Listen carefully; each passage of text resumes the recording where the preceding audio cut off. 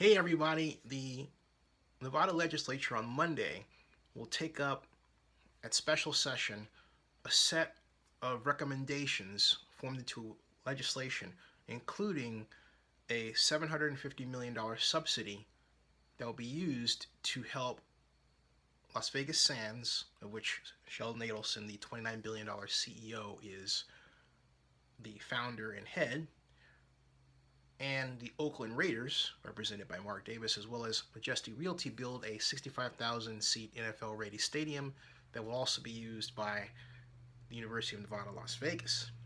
Now, there is a huge, giant sized problem that has managed to make its way into the legislation that the legislatures, perhaps you, if you're watching this, are being asked to vote on in special session on Monday morning. It's a giant problem. And I'm going to use my vlog to give you the simple version of this. The text includes more detail in terms, but it basically works like this. Okay. First of all, $750 million is in a bond issue. A bond issue basically is a promise to make payments over several years in exchange for upfront money so that you can, in this case, build a stadium. And municipal investment bankers say, hey, well, do you have double the amount of revenue coming in that the bond issue costs to pay yearly? In other words, in the case of 750 million, that would be 1.5 billion, right? That's the standard. That's called a two-factor or factor of two debt coverage ratio. Two times the revenue over the debt that you have to pay. You with me? Okay, you with me? That's standard. That means that you get lower rates, and everyone loves that kind of ratio. But guess what? See, if you take 750 million and you say you've got double the revenue, that means you got to come up with 1.5 billion over a 33-year period. 33-year period, okay? So, here's the problem. Instead of using two, the SNTIC consultants wrote in a debt coverage ratio of 1.5. 1.5, which means that instead of coming up with 1.5 billion, they only have to come up with 1 billion and 125 million. 1 billion 125 million. You would say, why do all that? Well, simple.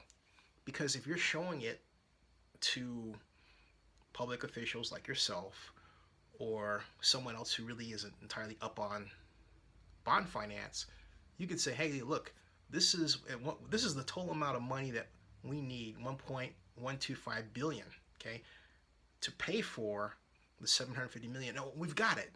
Maybe it's at 1.3 billion, 1 billion 300 million, or maybe 1 billion 500 million or something. But we've got it. We've got it. We can do it. We can do it. But see, no one bothered to ask. Well, why aren't you using two if two is the industry standard? Okay. See my point? Now, you probably heard the governor say, Governor Sandoval, well, I've looked at the debt coverage ratio and I'm comfortable that this can work. Well, he should not be. Because of this reason. The legislation that you're presented with, please read it. Please read it. Calls for the county of Clark County, not the county of Clark, it's called Clark County, Nevada, to issue a general obligation bond. Now, you have heard time and again that the $750 million is based on an increase in the hotel tax that you're asked to vote on as part of this package, right, of 88/100ths of 1%, basically. Okay, basically. That's what you're being asked to do, right? Now, get this. If you read the legislation, it says the stadium authority is going to collect that money, okay? Not Clark County. But Clark County is being asked to issue a general obligation bond, okay? but the stadium authority is being asked to collect the hotel tax money and then pay the bond issue. All right? That would be okay if it were a revenue bond. And you would say, what's a revenue bond? A revenue bond is based solely on a stream of revenue, like a hotel tax. And revenue bonds are commonly issued, yes, even by counties and cities and through their joint powers authorities or stadium authorities. And the idea is that if that hotel tax money is not enough, the backstop is something. Maybe it's the stadium itself, so the bank winds up owning the stadium, right? Or maybe it's the county, Clark County, right? But they didn't design it that way, and that's where things get all mucked up. All right? All mucked up. The way they designed it is this. Okay, Clark County issues the general obligation bond. A general obligation bond allows for the county to use any monies to pay off a bond issue. Ideally, it draws from one fund, but that's the idea. So if it was done correctly, this thing, Clark County would be collecting the hotel tax, not the stadium authority, okay? Or the stadium authority will collect the hotel tax monies, the revenues, give it to Clark County, and then the Clark County would say, okay, fine, this is your handling bond, here's the money back that you get because we're overseeing expenditure, okay? It's not done that way, folks. It's not written that way at all. Read the legislation. It's not there. I'm not accusing anyone of doing anything untoward. I'm simply saying it was sloppily done. It's like in the middle of their work, because they were rushed, they thought, oh, you know what? Gee, we had a revenue bond, but now that we're being questioned on it, maybe that's not going to work and we need to shift to general obligation bond, but we don't really want it to look like county's going to hold the monies, so we'll say the stadium authority is collecting the money and paying the bond. You see what I'm getting at? It's a sleight of hand. It's a sleight of hand that produces a piece of legislation that doesn't make sense. Because the way it winds up is, okay, the stadium's paying this out, but from those monies. And Clark County is just sort of sitting there, but then there's nothing that says the stadium authority can't say, oh, you know what, okay, maybe we have a shortfall default and, oh, you know, we don't know what's going on here. And, okay, Clark County is expected to fill the gap because of the general obligation bond. It has to because of the general obligation bond. All right? But the question is, at what point does that kick in? No one knows. Clark County should be collecting the hotel tax money to relieve the confusion, but it's not doing that. There's nothing that says a stadium authority has to collect tax money. Clark County could simply for itself have set aside a stadium fund, put the hotel tax increase money in that, and kept on walking. That's the clean way of doing it. But you would say, okay, why did they go through all this? I'll tell you why. Because when I originally raised the question regarding the debt coverage ratio, the elected officials on the SNTIC started asking questions. A number of people started asking questions. And as a result, a change was made. A change was made so that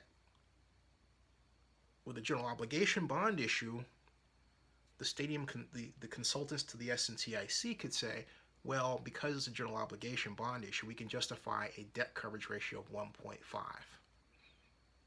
You hear what I'm saying? And again, why 1.5? Because it's an easier hurdle rate than 2. Because under 1.5, you can say, oh, we can get $1,125,000,000, but under 2, you've got $1.5 billion. It's a larger rate. It's a bigger hurdle rate. You have to have double that revenue, okay? Because you want a less riskier bond. Now you've got a riskier bond. But then they can say, oh, it's not because it's a general obligation bond at Clark County. Well, if that's the case, let Clark County have the hotel tax money and not the stadium authority. Why does the stadium authority have to control it? You would say to pay off the bond. Well, it doesn't have to be done. Wait, to pay off the bond? It's a general obligation bond. It falls on Clark County to pay it anyway. You're saying, yeah, but the stadium authority is paying it. It doesn't have to. It's a general obligation bond. The stadium authority only need to pay it really under a revenue bond situation. This is all messed up, folks. It is all completely messed up. And it became messed up because you had the stadium consultants that were really not only rushed to get this done, but under political pressure to come up with a way to pay for a $750 million subsidy. And something else too, because I've asked this question before and no one's given me the answer. Who paid for the stadium consultants? Did it come from the governor's office? And if so, was the governor aided by Las Vegas Sands? Fair question to ask, since Las Vegas Sands has paid for so many other things.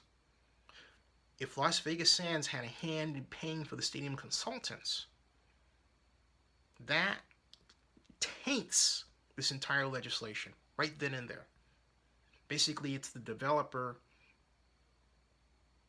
financier writing this legislation and paying through campaign contributions elected officials and others, and even having its own newspaper, news organization pump out a certain type of information, all to the idea that this is a good approach, when in point of fact it's not. It's dangerous, risky, and poorly done.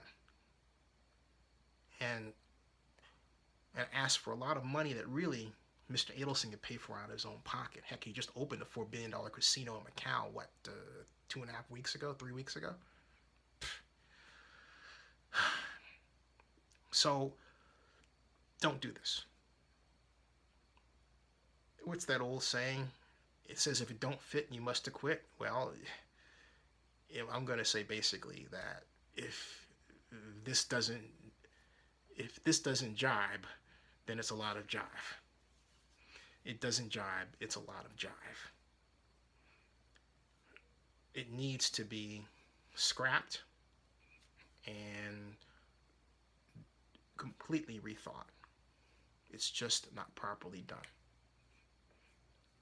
And again, if you say, oh, well, they intended this, that answer right out the gate is wrong. Here's why. That legislation's a contract. You can't, in this instance, with financing, guess at what the intention was. It has to be in writing, because if it's not there, it opens the door for misunderstandings and misappropriations, among other things. So this legislation is too inappropriately convoluted. It was designed to achieve one objective, and that's to present an argument for a debt coverage ratio that's lower than the industry standard of 2. That's why this mess has gotten to the Nevada legislature. And it's horrible. And Nevada legislators ought to be insulted that something so poorly constructed was brought to them.